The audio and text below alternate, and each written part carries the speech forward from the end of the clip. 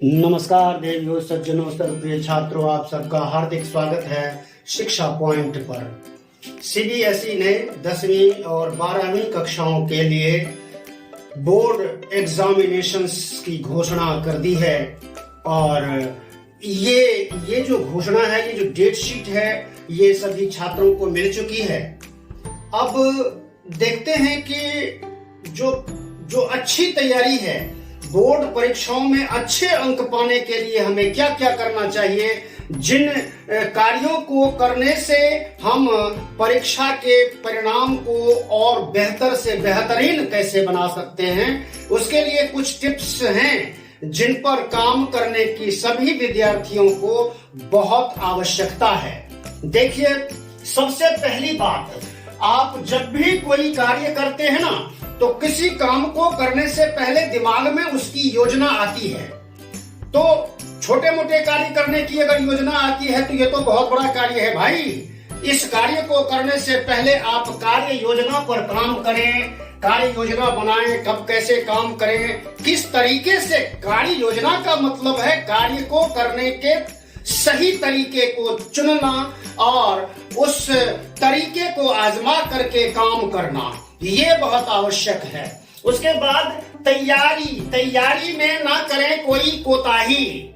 अब आप जितनी तैयारी करके आप एग्जामिनेशन हॉल में जाओगे ना, उतना ही आप अपने आप को आत्मविश्वास से भरे हुए पाओगे और उतने ही आत्मविश्वास से आप प्रश्नों के उत्तर लिख पाओगे।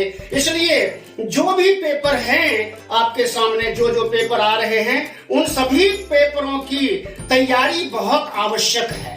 और तैयारी के साथ इसमें एक चीज और मैं जोड़ दूं कि आपको पाठ्यक्रम का पूरा ज्ञान होना चाहिए।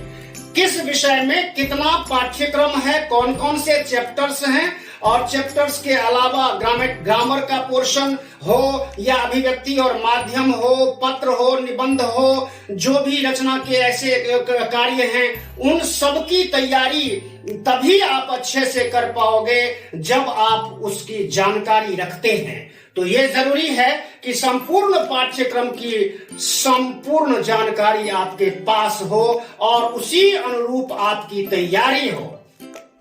सैंपल पेपर की बहुत आवश्यकता है। अभी एजुकेशन डिपार्टमेंट ने सीबीएसई के द्वारा जारी जो प्रतिदर्श प्रश्न पत्र हैं, सैंपल प्रश्न पत्र हैं, वो दिए गए बच्चों को, ताकि बच्चे उन पेपरों को सॉल्व करेंगे और वो पैटर्न को समझेंगे। और ऐसे ही, ये तो एक प्रश्न पत्र मिला आपको, 2 प्रश्न पत्र मिले हुए होंगे एक विषय के, तो आप ऐसे ही प्रश्न पत्र आप सीबीएसई साइट से खोज सकते हैं और उन प्रश्न पत्रों को जब आप सॉल्व करते हैं तो आप फाइनल पेपर में अच्छा कार्य कर सकते हैं। अच्छी नींद लेना बहुत जरूरी है।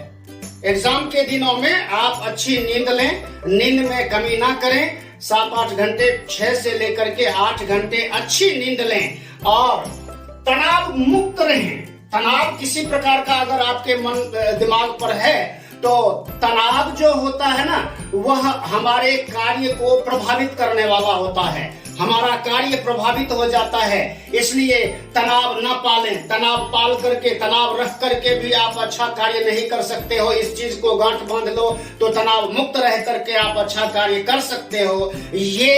ये बहुत अच्छी बात है कि आप इसको समझें और तनाव मुक्त रहें। तनाव मुक्त रह करके ये सारे स्टेप्स फॉलो करें, अपनी तैयारी को और गति प्रदान करें। सकारात्मक सोचें। सोच आपकी नकारात्मक ना हो कि वो ऐसा नहीं हो पाएगा, मैं प्रश्नों के उत्तर नहीं कर पाऊंगा, ये प्रश्न में ऐसा कैसा आएगा, प्रश्न पत्र कैसा आएगा, ये सब ना सोचें। ये सब नकारात्मक सोच है। आप सोचें कि जो भी प्रश्न आएंगे मैं उन प्रश्नों के उत्तर देने में सक्षम होऊंगा। ये सकारात्मकता जब आपके दिमाग में रहेगी तो आप प्रश्न पत्र को अच्छे से सॉल्व कर पाओगे और आप अच्छे परिणाम प्राप्त कर पाओगे। गैप का सही उपयोग होना चाहिए। जो प्रश्न पत्रों में आज कोई पेपर हुआ, फिर अब 4 दिन बाद पेपर होना है या 6 दिन बाद होना है, गैप्स मिलते ही हैं बोर्ड के एग्जाम्स में, तो वो जो गैप है, तो अगला जो पेपर आने वाला है उस पेपर की तैयारी के लिए 4 दिन, 6 दिन अथवा 10 दिन का जो समय मिलता है, इस समय को पूरा लगा दें आप अगले पेपर की तैयारी में।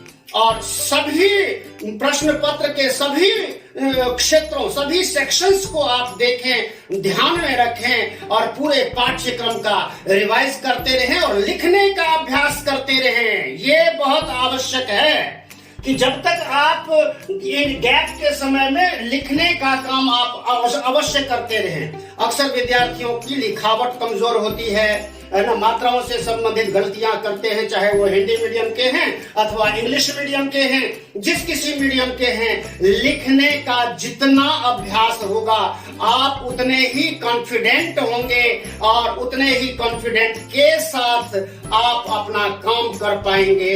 ये आप ध्यान में रखें। समय का प्रबंधन, किस समय क्या काम करना है, सुबह से लेकर के जागने से लेकर और फिर सोने तक का जो ये पूरा समय होता है ना, इस समय का प्रबंधन बहुत आवश्यक है।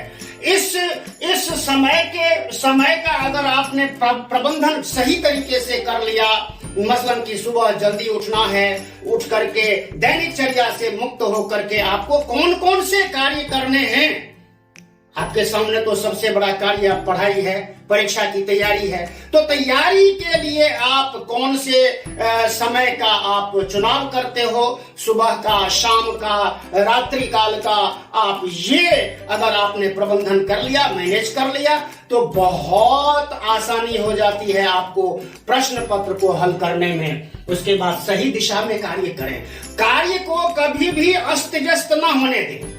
जब आप कार्य को अस्त व्यस्तता से करते हो ना, काम तो आप सारे करते ही हो, पढ़ाई भी कर ही रहे हो, लेकिन पढ़ाई में आप अस्त व्यस्त हो, अस्त व्यस्तता से आपका काम खराब होता है। इसलिए काम को सही करने के लिए आप समय और सही दिशा में कार्य करने के लिए बहुत आवश्यक है कि आप इस चीज को समझें और सही डायरेक्शन में काम करें, है ना।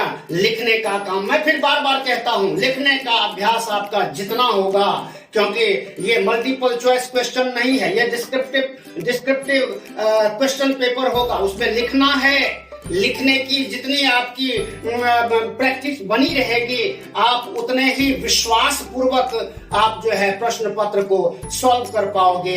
ये ध्यान रखना। तो सही डायरेक्शन में काम करते रहिए, अच्छा तालमेल बनाइए अपने समय के साथ, अपनी सोच के साथ, अपने परिवार के सदस्यों के साथ, है ना। सब जब ये सब तालमेल बना रहता है तो आपके सारे कार्य अच्छे होते हैं। अच्छे कार्य करने के लिए जो बहुत अच्छा परिणाम प्राप्त कर लेते हैं, उन्होंने क्या किया है, बुद्धि का सही इस्तेमाल किया है। तालमेल का मतलब है बुद्धि का सही इस्तेमाल करके काम करना है, अस्त व्यस्त काम नहीं करना है। अस्त व्यस्तता से काम खराब होगा, सही हो ही नहीं सकता, फिर आप विश्वास से भर ही नहीं सकते।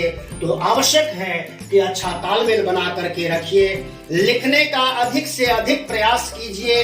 और भी जितने भी अभी समय तो अभी है, अभी तो अप्रैल के अंत में 10वीं की परीक्षाएं शुरू होंगी और मई के प्रारंभ में 12वीं की परीक्षाएं शुरू होने वाली हैं। डेट शीट आपको मिल चुकी है सभी छात्रों को, तो उसके हिसाब से अपनी तैयारी को ज्यादा से ज्यादा जोरदार ढंग से करें। स्कूल जब आप आते हैं, हर पीरियड में जो अध्यापक गण आते हैं उनसे आप सवाल पूछें। अपनी मुश्किल, दिक्कत क्या है, आप अपने मुश्किल को अगर आप अपने मन में ही छुपा के रखते हो ना, तो वो मुश्किल कभी आसान हो ही नहीं सकती। मुश्किल है तो उसको आप सामने रखें। कोई सवाल है तो अपने अध्यापकों के सामने रखें। कोई प्रश्न हो तो आप अवश्य पूछें और इस तरह से कार्य करें तो आपको अच्छे परिणाम मिलेंगे, अच्छे अंक मिलेंगे और आगे चल करके आपके लिए ये बहुत अच्छा साबित होने वाला है। धन्यवाद, नमस्कार। हाँ, एक चीज कहना चाहूंगा, जो छात्र शिक्षा पॉइंट की वीडियोस देखते हैं, लाइक भी करते हैं, लेकिन अभी तक अगर आपने सब्सक्राइब नहीं किया है, ये जो लाल वाला बटन है सब्सक्राइब का बटन, इसको प्रेस नहीं किया है, सब्सक्राइब नहीं किया है, तो आप सब्सक्राइब करें और फिर नोटिफिकेशन बेल को भी दबा दें और अपनी तैयारी को फिर से ये बात दोहरा दूं, अच्छी कार्य योजना, तैयारी, सैंपल पेपर को सॉल्व करना, अच्छी नींद लेना, तनाव से मुक्त रहना, सकारात्मक बने रहना, और जो पेपरों के बीच जो गैप होता है उसका सही इस्तेमाल करना, समय का प्रबंधन करना, सही डायरेक्शन में काम करना और अच्छा तालमेल बना करके काम करना। धन्यवाद, नमस्कार, जय हिंद, जय भारत, जय भारती।